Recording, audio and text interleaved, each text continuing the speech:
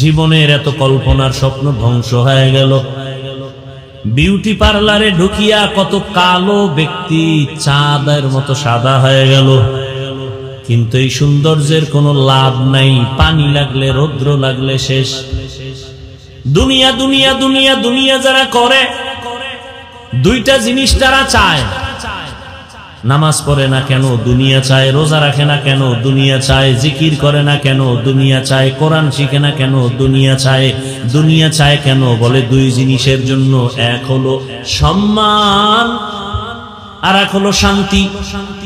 আল্লাহর কসম একবার, আল্লাহর কসম দুইবার, আল্লাহর কসম তিনবার, ওয়াল্লাহি বিল্লাহি তাল্লাহি, যারা দুনিয়া দুনিয়া দুনিয়া দুনিয়া জিকির করে, নামাজে দাঁড়াইয়াও দুনিয়া, দুই জিনিস চায়, সম্মান আর শান্তি।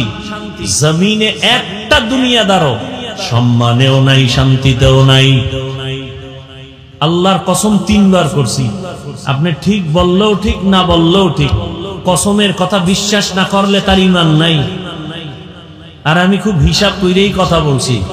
যারা দুনিয়া দুনিয়া করে, আখেরাতকে লাথি মেরে ফালাইয়া, এরা দুনিয়াও পায় নাই, আখেরাত তো নাই। ওই সম্মান কি বিল্ডিং এ?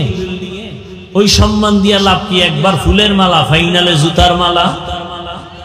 ওই বিল্ডিং করে লাভ কি যদি বিল্ডিং থুয়া জঙ্গলে ঘুমাতে হয়? সুইস ব্যাংকে কোটি টাকা রেখে লাভ কি যদি বংশের কেউ খাইতে না পারে?